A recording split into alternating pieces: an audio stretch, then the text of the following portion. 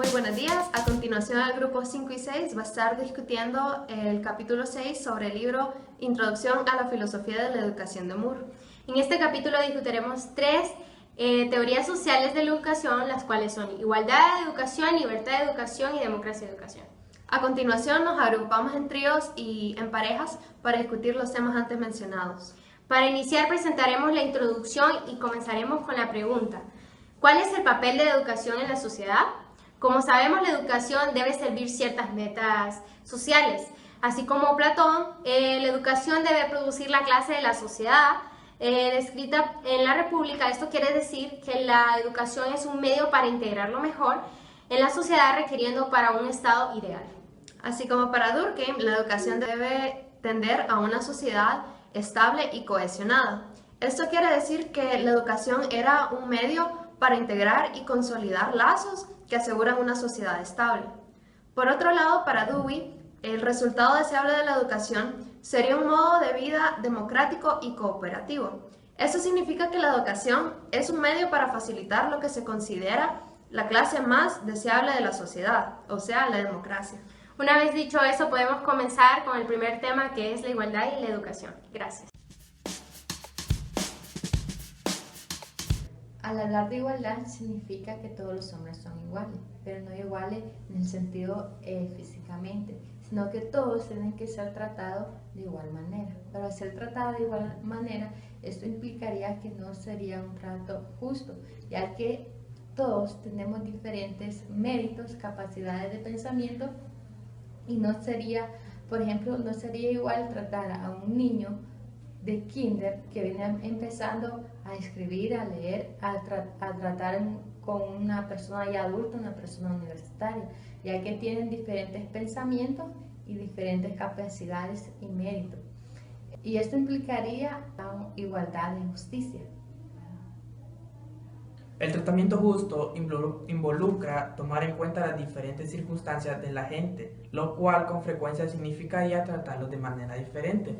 Aquí hace muy interesante la parábola de los trabajadores del viñedo, porque los que trabajaron primeros recibieron el mismo salario que los que trabajaron de último.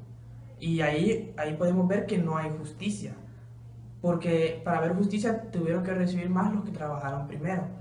El único sentido en el que todos los hombres, sin excepción, deben de ser tratados iguales es que deben ser tratados con justicia. Como lo dijo López, que no todos los hombres son iguales porque hay diversos grados de inteligencia, capacidades y disposición. Aquí cabe resaltar que justicia quiere decir que un niño de capacidades especiales tiene que estar en una escuela especial, una escuela donde lo traten de la manera en que él necesita ser tratado, no una escuela donde van todos los niños que tienen las capacidades, que tienen todo su sentido. Como dice Moore, que la educación debe ser juzgada no por las oportunidades, sino por lo que le parezca justo o conveniente a cada niño. Buenas, yo les vengo a hablar sobre libertad y educación. Rafael Cano, en su libro de Filosofía y Formación Humana, menciona que la libertad se define como la capacidad y posibilidad de elección entre varias acciones. Por ejemplo, un proyecto de vida. Es decir, debemos darnos cuenta que somos libres de hacer o no una obra de arte en nuestra propia vida, porque somos cada uno quien construye nuestro propio destino como persona. Clara, si somos educados sin libertad, actuaremos la mayoría de las veces a presiones negativas como ser el miedo, castigos, etc. O estímulos agradables como ser premios y recompensas. O sea, eso quiere decir que en la educación aprendemos a ser personas responsables, porque a través de la educación nosotros ejercemos lo que es hacer lo que en la educación nos enseña en la sociedad, y implementamos esa responsabilidad en los alumnos y en las demás personas como seres educados con libertad. Vamos a comenzar con una pregunta. ¿Cuál debe ser el grado de libertad en el aula, dentro del aula de clase?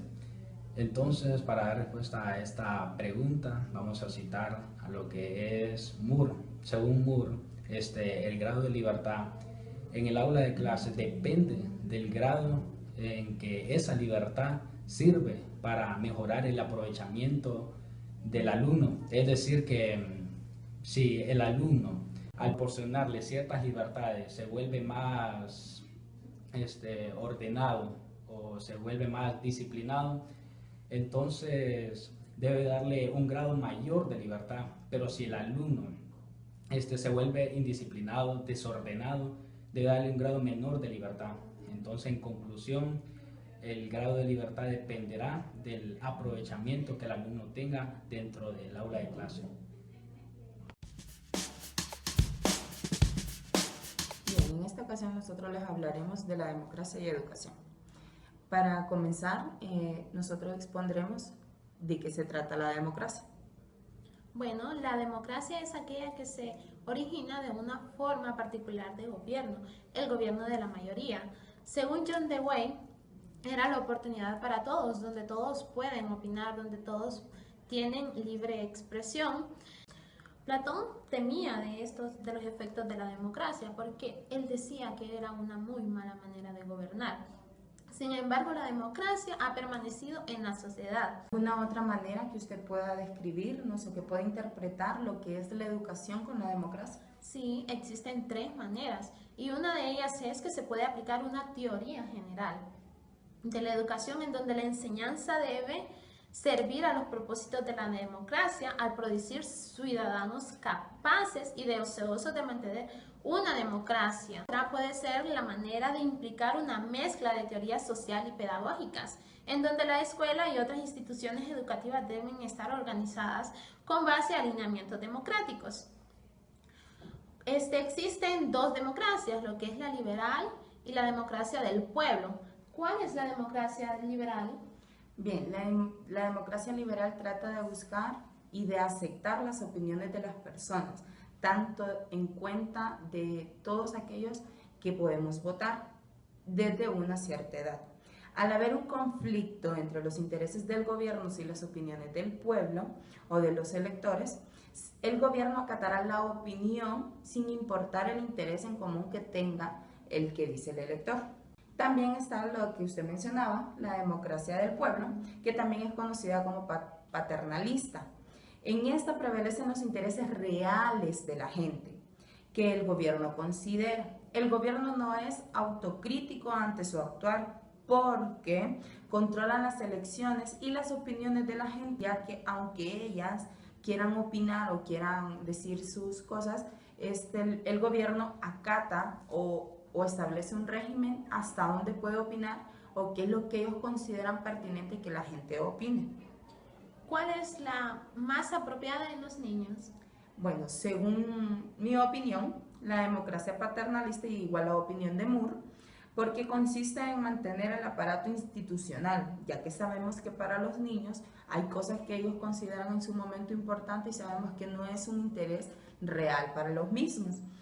Y aceptar hasta cierto punto las opiniones de ellos mismos, siempre buscando el interés real que les mencionaba. También una cita que me interesaría de que ustedes pudieran escuchar es que Weber liga la democracia con un tercer tipo de dominación legítima, racional y legal, lo que considera de que la democracia es una forma de dominar la gente, de dominar el pueblo, y creo que más que todo está relacionada con la misma que acabo de decir, que es la democracia paternalista, porque tiene relevancia al hecho de que las opiniones del pueblo no son escuchadas. Bien, en conclusión, estos conceptos que hemos visto sobre igualdad, libertad y democracia son conceptos que se relacionan con la educación ciudadana. Es decir, la igualdad es un llamado confuso a la justicia en la educación, ya que la justicia conlleva tratar diferente a los alumnos para ajustarse a sus diversas necesidades. En ese sentido, la educación debe juzgarse no por la igualdad de oportunidades, sino por lo que ofrecen sea justo para todos los niños y las niñas. La ansiedad por la igualdad educativa se expresa mejor como una preocupación por alcanzar la justicia. Ya concluyendo con la libertad y educación, implica algo de no ser impedido por nadie. Recordemos que hay ciertas cosas que la libertad nos permite, pero a nosotros nos dificulta, por la razón de que uno, por ejemplo, que puedes llegar a estudiar medicina, pero por parte del curso puede haber que esa libertad no se ha alcanzado. Y en ello la pobreza, la ignorancia, no vemos como obstáculo para la libertad. Muchos de nosotros decimos que soy libre de hacer en ciertas cosas, pero también ya en la sociedad hay implementación que ya no está permitido algunas libertades que se han restringido, como libertad de matar, libertad de robar. Esos son libertades que fue regulado por ley, y entonces lo cual excepto toda la sociedad tiene derecho a libertad a la educación, igual que el profesor tiene libertad de explicar, de enseñar a su metodología, a su manera, que sea beneficio para los estudiantes. Según dice Córdoba 1907, por la ignorancia se desciende a la incertidumbre, la educación se asciende a la libertad. Sabemos que la educación no exactamente nos da libertad, sino que nos orienta, nos enseña cómo utilizar esa libertad que siempre nosotros tenemos y cuáles son los positivos para identificarlos. Bien, y en cuanto a democracia y educación, la educación debe intentar producir ciudadanos para la democracia. Eso significa que las instituciones educativas deben ser democráticas. La educación debe ser responsable ante la sociedad, en este sentido. Y todas estas discusiones que hemos tenido sobre igualdad en la educación y las prácticas de libertad en la educación o la democracia en sí, son prácticas que deben ejecutar quienes trabajan en la educación, los educadores. Y esa práctica interna debe ajustarse a las influencias externas como el gobierno, la iglesia, los padres de familia. Otro punto importante en cuanto a educación y democracia es quién debe decidir el contenido curricular y los métodos educativos que deben emplearse. La práctica de la democracia en la escuela debe estar limitada por el propósito para el cual existe, que es la educación de los niños y su bienestar a largo plazo.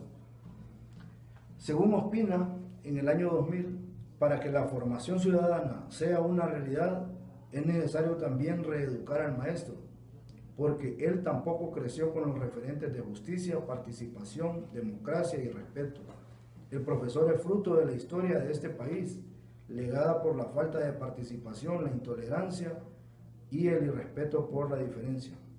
Es decir, la educación y la formación, tanto del educador como del educando, no solo debe lograr la democracia, sino también potenciarla y desarrollarla como un estilo de vida.